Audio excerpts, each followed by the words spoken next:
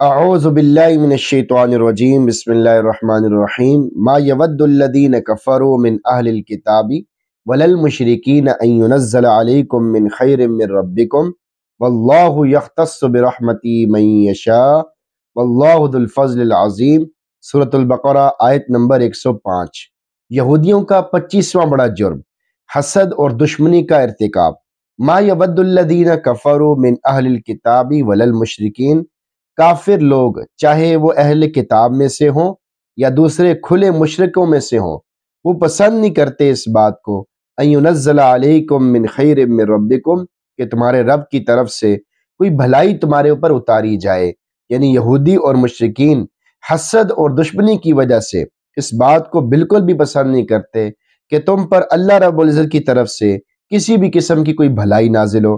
واللہ یختص برحمتہ من یشاء، حالانکہ اللہ جس کو چاہتا ہے اپنی رحمت کے لیے مخصوص کر لیتا ہے۔ لفظ رحمت عام ہے اور تمام اقسام رحمت کو شامل ہے جن سے اللہ رب العزت نے کسی بھی وقت اپنے بندوں کو نوازا ہے۔ واللہ ذو الفضل العظیم، اور اللہ بڑے فضل والا ہے۔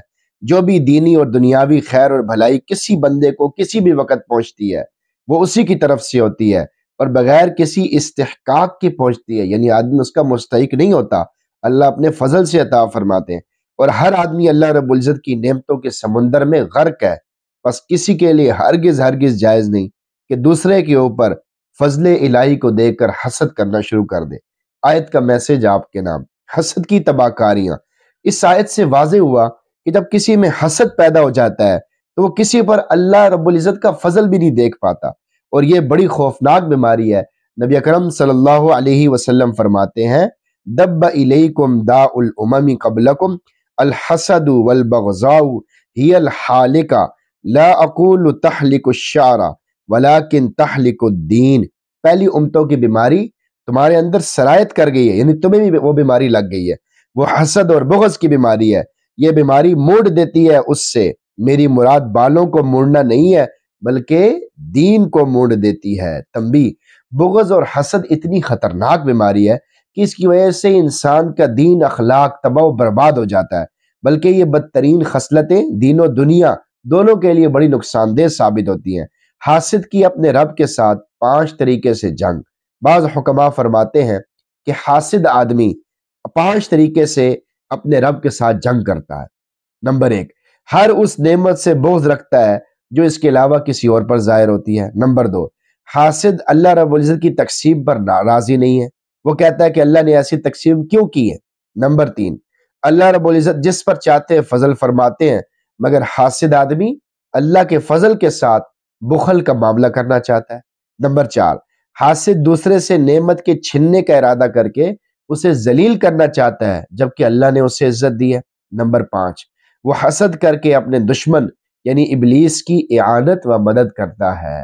حسد کرنا یہ بہت بڑی بیماری ہے۔ آج معاشرے میں حسد عام ہے، ہر آدمی دوسرے کو دیکھ رہا ہے، اس کے پاس یہ چیز کیوں ہے، یہ میرے پاس کیوں نہیں ہے۔ بھئی اس کے لیے بھی مانگو، اپنے لیے بھی مانگو، یا اللہ اس کو بھی اور عطا فرما، مجھے بھی اور عطا فرما۔ تو حسد کی بیماری عام طور پہ عام ہے، جس کی وجہ سے نظر بد لگتی ہے، جس کی وجہ سے نظر لگتی ہے۔ تو اس لیے کثرت سے قل اعوذ برب الفلق، قل اعوذ برب الناس، آخری 2 صورتیں پڑھتے رہنا چاہیے، اور بچوں کو بار بار ماشاءاللہ کہنا چاہیے۔ ان کی کوئی اچھی بات دیکھ کر، ان کا ہنسنا دیکھ کر، یا ان کی کوئی اچھی عادت دیکھ کر ماشاءاللہ ضرور کہنا چاہیے۔ لوگوں نے اپنے بچوں کی تصویریں سٹیٹس پہ لگائی ہوتی ہیں، حالانکہ سٹیٹس پر نہیں لگانی چاہیے، کیونکہ جو بندہ دیکھے گا اب وہ ماشاءاللہ تو نہیں کہے گا نا، اس لیے اس کا بھی اہتمام کرنا چاہیے۔ اپنے بچوں کی تصویریں ایسے سٹیٹس پہ نہ لگائیں، ایسے ظاہر نہ کریں۔ اگر کچھ کرنی بھی ہے تو ایسی پوسٹ ہو اس کے نیچے لکھا ہوا ہو کہ بھائی ماشاءاللہ الحمدللہ اللہ نے یہ مجھ پہ فضل فرمایا ہے، وہ بھی نہ کیا جائے تو بہتر ہے۔ اس کے علاوہ جہاں کہیں بھی جس جگہ پہ بھی تذکرہ کیا جائے تو ماشاءاللہ ضرور کہا جائے۔ بچوں کو عام طور پہ نظر والدین کی لگتی ہے۔ ہمارے بڑے حضرت پیر ذوالفقار صاحب دامت برکاتہم فرماتے ہیں کہ ہمارا یہ تجربہ ہے کہ بچوں کو نظر وہ والدین کی لگتی ہے، کیونکہ والدین بچوں کو دیکھ کر خوش ہوتے ہیں لیکن کوئی ماشاءاللہ نہیں کہتے، کوئی اللہ کا شکر نہیں ادا کرتے۔ اس لیے حسد کی بیماری بہت عام ہے، اور کسی سے حسد کرے بھی نہ، جس کو اللہ نے جو کچھ دیا ہے وہ اس کے لیے بہتر تھا۔ اور آپ یہ دعا کریں یا اللہ اسے بھی اور عطا فرما، مجھے بھی اور عطا فرما، اسے بھی اور دے، مجھے بھی اور دے، اسے بھی عزت دے، مجھے بھی عزت دے۔ ایسی دعا مانگنی چاہیے۔ حسد کی وجہ سے لوگ ایک دوسرے سے لڑ رہے ہیں، ایک دوسرے کے پیچھے باتیں کر رہے ہیں، غیبت کر رہے ہیں، واہی تباہی اپنے آپ کو اللہ کی نافرمانیوں میں گھساتے چلے جا رہے ہیں، اور ملنا کچھ بھی نہیں ہے، حسد کرنے والے کو کچھ بھی نہیں ملتا۔ تو اللہ تعالیٰ سے دعا ہے کہ اللہ تعالیٰ ہم سب کو ان سب باتوں پر عمل سمجھ توفیق عطا فرمائے۔